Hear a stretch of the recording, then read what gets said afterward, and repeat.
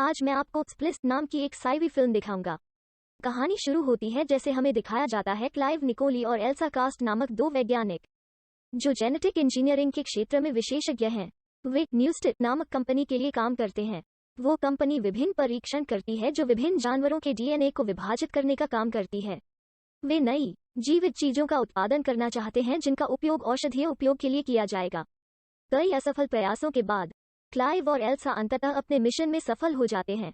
दोनों अपनी रचना को विस्मय में देखते हैं और उस दो विचित्र जीवों का नाम फ्रेड और जिंजर रखने का फैसला करते हैं।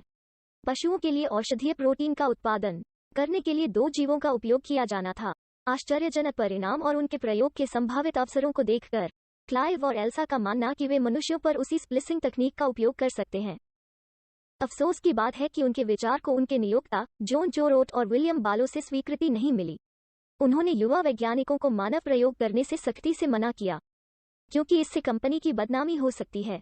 लेकिन क्लाइव और एल्सा गुप्त रूप से अपने परीक्षण कराने का फैसला करते हैं। कुछ असफल प्रयासों के बाद दोनों एक सफल मानव पशु विभाजन आनुवंशिक सामग्री बनाने में सफल होते हैं। अपनी वैज्ञानिक खोज से उत्साहित एल्सा ने आनुवंशिक सामग्री को जन्म कक्ष में ले जाने का फैसला किया ताकि जीवित चीजों का विकास शुरू किया जा सके। क्लाइव इस विचार का विरोध करता है, लेकिन एल्सा प्रयोग जारी रखने के लिए उत्सुक है क्योंकि यह संभावित रूप से कई मानव रोगों का समाधान हो सकता है। वो क्लाइव को चिंता न करने के लिए कहकर मनाती है क्योंकि वे पूर्ण वयस्क उम्र तक पहुंचने से पहले प्राणी को नष्ट करने जा रहे हैं, इसलिए किसी को भी इस बारे में कभी पता नहीं चलेगा। क्लाइव मशीन शुरू करता है और गर्भाधान क्रम शुरू होता है। बाद में क्लाइव अपने एक साथी से बात कर रहा है। वो युवक पूछता है कि वो और एल्सा किस पर काम कर रहे हैं, लेकिन क्लाइव इस सवाल को टालने में कामयाब हो जाता है। इस बीच एल्सा को इनक्यूबेटर की जांच करते हुए देखा गया। जब प्राणी की हृदय गति अचानक शांत हो जाती है तो वो तुरंत चिंतित हो जाती है, लेकिन दिल की धड़कन फिर से प्रकट होने पर उसे जल्दी राहत मिलती है। काम खत्म करने के बाद एल्सा और क्लाइव अपने अपार्टमेंट में आराम कर रहे हैं और एक बड़े अपार्टमेंट में जाने की बात कर रहे हैं। बातचीत जारी रहती है और दोनों बच्चे पैदा करने के विषय पर पहुंच जाते हैं, जिससे एल्सा घबरा जाती है। क्लाइव के फोन पर अलार्म बजने से उनकी बातचीत बाधित होती है। वे तुरंत प्रयोगशाला में जाते हैं। पता चलता है कि प्राणी का वो भ्रूण अपने नियोजित जन्म से महीनों दूर होने के बावजूद पैदा होने के लिए तैयार है। मशीन को ठीक करने और जीव को पैदा होने से रोकने के क्लाइव और एल्सा के प्रयास असफल होते हैं और इस प्रक्रिया में एल्सा का हाथ घायल हो जाता है। प्राणी का जन्म होता है और इससे पहले कि वो बच सके और कोई और नुकसान कर सके, क्लाइव ने उसे प्लास्टिक के कंटेनर के नीचे फंसा दिया। वो एल्सा की मदद करने जाता है जो अपने घाव के कारण होश खो रही है, जो संभवतः प्राणी के जहर से संक्रमित है। क्लाइव उसे कुछ दवा का इंजेक्शन लगाता है और वो वापस सामान्य हो जाती है। एल्सा और क्लाइव अपने अपार्टमेंट में लौट आते हैं। इस घटना ने क्लाइव और एल्सा दोनों को झकझोर कर रख दिया। क्लाइव बोलता है कि उन्हें अपनी रचना को नष्ट कर देना चाहिए। एल्सा क्लाइव को बताती है कि इस स्थिति से वे अभी भी बहुत कुछ सीख सकते हैं, लेकिन क्लाइव प्राणी को नष्ट करने के लिए तैयार है। जल्द ही वे दोनों प्राणी को मारने के लिए प्रयोगशाला में जाते हैं, लेकिन उन्हें इनक्यूबेटर में एक मृत शरीर जैसा कुछ दिखाई देता है। बाद में एल्सा ने देखा कि इनक्यूबेटर में कुछ मृत अंग हैं, लेकिन जीव का पूरा मृत शरीर गायब है। लगभग तुरंत ही उसे अपनी ओर छोटे तेज कदमों की आहट सुनाई देती है। वो एक छोटे चिकन जैसे प्राणी के साथ देखती है जो हमला करने की कोशिश करता है। एल्सा और क्लाइव जीव को पकड़ लेते हैं और उसका अध्ययन करने लगते हैं। उन्हें पता चलता है कि यह विष का उत्सर्जन कर सकता है, भले ही इसके डीएनए में कोई विष वाला जीन नहीं था। जैसे जैसे जीव का जीवन जारी रहता है, यह पता चलता है कि जीव अपने दोषपूर्ण डीएनए के कारण तेजी से बढ़ रहा है। महीना बीत गया और जीव बहुत बड़ा हो गया है। जिस तरह से यह कार्य करता है, उसके आधार पर यह निष्कर्ष निकाला जा सकता है कि उसके पास एक मानव बच्चा जैसी बुद्धि है। एल्सा प्राणी के साथ संबंध बनाता है। वो इसे विज्ञान की परीक्षा से ज्यादा एक बच्चे की तरह मान रही है। यह चिंता का विषय है। एल्सा यहाँ तक प्राणी को उसके नियंत्रण क्षेत्र से बाहर निकाल देता है और यहाँ तक उसके डंक को भी मुक्त कर देता है। एल्सा ने प्राणी का नाम ड्रेन रखने का फैसला किया।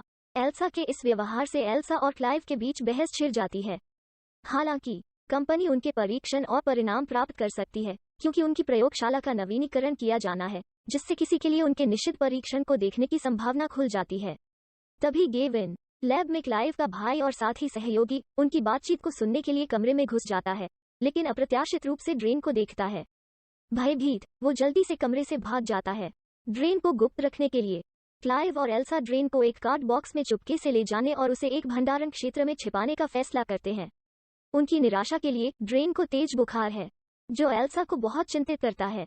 एल्सा और क्लाइव ने बुखार को ठंडा करने के लिए जल्दी से ड्रेन को ठंडे पानी में डाल दिया। जब क्लाइव ड्रेन को पानी के नीचे रखता है तो यह पता चलता है कि जीव ने अपने फेफड़े विकसित किए हैं। उस रात एल्सा ड्रेन की देखभाल करती है, उसे एक बाबी डॉल देती है जिसे उसे अपनी मां से छिपाना पड़ता था जब वो एक बच्ची थी। जैसे जैसे समय बीतता गया, ड्रेन बड़ा होता गया। ये अब एक लड़की की तरह दिखती है। जैसे ही एल्सा और क्लाइव बात करते हैं और बाद में सोफे पर वासना का खेल खेलना शुरू करते हैं, ड्रेन उन्हें अगले कमरे से देख रहे हैं। अगले दिन क्लाइव और एल्सा अपने मूल संकर जानवरों फ्रेड और जिंजर को जनता के सामने पेश करते हैं।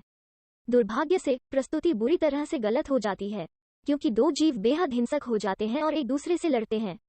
स्थिति की जांच करने के बाद क्लाइव और एल्सा ने पाया कि मादा प्राणी जेना नर में बदल गया। हालांकि इसका कारण समझ में नहीं आ रहा है। एल्सा और क्लाइव ड्रेन को एक पुराने फार्म हाउस में ले जाने का फैसला करते हैं। जब वे खेत में पहुंचते हैं तो ड्रेन कुछ खाने की तलाश में भाग जाता है। ड्रेन के कमरे को अस्तबल में स्थापित करने के बाद एल्सा और क्लाइव फार्म हाउस जाते हैं। दरवाजा खोलने पर उन्हें एक बिस्तर, एक कुर्सी और एक बाल्टी के साथ एक गंदा कमरा दिखाई देता है, जो इंगित करता है कि जब वो छोटी थी तब एल्सा खराब वातावरण में रहती थी। इस बीच ड्रेन फार्म हाउस पर अपने जीवन से संतुष्ट नहीं है, क्योंकि क्लाइव और एल्सा हर समय काम पर जाते हैं और उसका मनोरंजन करने के लिए केवल एक बिल्ली है। ड्रेन गुस्सा हो जाता है, जिसे क्लाइव अच्छी तरह से लेता है। हालांकि एल्सा इससे बहुत परेशान है। ड्रेन को नियंत्रित रखने के लिए एल्सा घर पर रहने और ड्रेन को खुश रखने का फैसला करती है। ड्रेन को खुश करने के लिए एल्सा उसे मेकअप और ज्वेलरी देती है। जब एल्सा मेकअप टेबल की जांच करती है तो उसे क्लाइव के कई चित्र मिलते हैं, लेकिन उनमें से एक भी नहीं। एल्सा के व्यवहार से ड्रेन घबरा जाता है और अपनी बिल्ली के पास भाग जाता है, लेकिन एल्सा उसे दूर ले जाती है। ड्रेन से कहती है कि उसे वो सब कुछ नहीं मिल सकता जो वो चाहती है, जो कि बड़े होने का एक हिस्सा है। जब क्लाइव घर आता है तो वो ड्रेन को उदास पाता है और कुछ संगीत चालू करके और उसके साथ नृत्य करके उसे खुश करने की कोशिश करता है। नृत्य करते समय क्लाइव ने ड्रेन के प्रति निषिद्ध भावनाओं को महसूस किया और जल्द ही इस बात का एहसास हुआ कि एल्सा ने ड्रेन में अपने डीएनए के कुछ हिस्सों का इस्तेमाल किया था। वो एल्सा को देखने जाता है। वे लड़ते हैं और क्लाइव फार्म हाउस छोड़ देता है। क्लाइव के चले जाने के बाद एल्सा ड्रेन को वो बिल्ली वापस देने का फैसला करती है जिसे उसने पहले ले लिया था, लेकिन ड्रेन ने उसे मार डाला, जिससे एल्सा ने ड्रेन को थप्पड़ मार दिया। ड्रेन ने एल्सा पर हमला किया ताकि वो बचने के लिए चाबियां चुरा सके, लेकिन उसे खटखटाया गया और एक ऑपरेटिंग टेबल पर बांध दिया गया। एल्सा ड्रेन के गहने और कपड़े उतारना शुरू कर देती है और हिंसक व्यवहार के कारण ड्रेन के डंक को हटा देती है। जब क्लाइव आता है, एल्सा स्टिंगर को वापस लैब में ले जाती है ताकि प्रोटीन ढूंढे और उन्हें अपने काम के लिए संश्लेषित कर सके। अगले दिन क्लाइव एल्सा को खोजने के लिए फार्म हाउस जाता है, लेकिन ड्रेन को देखता है, जो उसके साथ सोने की कोशिश करता है। क्लाइव शुरू में मना कर देता है, लेकिन अंततः वासना का खेला खेलना शुरू कर देता है। खेल के दौरान यह देखा जा सकता है कि ड्रेन ने अपने पहले कटे हुए डंक को फिर से उगाया है। एल्सा अंदर जाती है, उन्हें देखती है और घृणा से भाग जाती है। क्लाइव उसके पास दौड़ता है और वे दोनों अपनी कार में प्रवेश करते हैं और अपने पुराने अपार्टमेंट में जाते हैं, जहां ड्रेन पर एल्सा के विचारों के बारे में उनका तर्क है। जब उन्होंने अपना तर्क समाप्त किया तो दोनों फार्म हाउस में वापस आ गए और ड्रेन को उसके बिस्तर में मृत देखा। वे ड्रेन के शरीर को दफनाते हैं और उसके कपड़े जलाते हैं। ड्रेन की चीजें लेते समय एल्सा को ड्रेन के एल्सा के चित्र मिलते हैं। यहीं पर गेविन और बालो आते हैं। उन्हें एल्सा और क्लाइव के रहस्य के बारे में पता चला।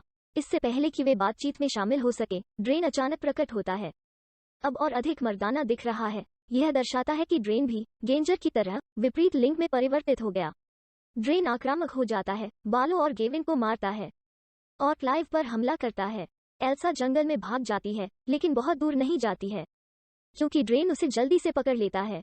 ड्रेन एल्सा पर झपटता है और उसे जमीन पर दबाता है और उसके साथ बलात्कार करता है, लेकिन क्लाइव द्वारा रोक दिया जाता है, जो ड्रेन को पीछे से एक शाखा के साथ लगाता है। ड्रेन क्लाइव पर हमला करता है। एल्सा ने ड्रेन के सिर पर पत्थर मारा, जिससे जानवर की मौत हो गई।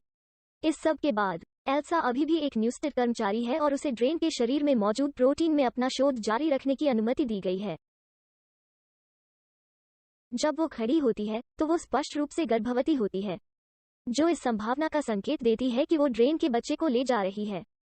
दोस्तों, लाइक और सब्सक्राइब करना ना भूलें। मेरा वीडियो देखने के लिए धन्यवाद।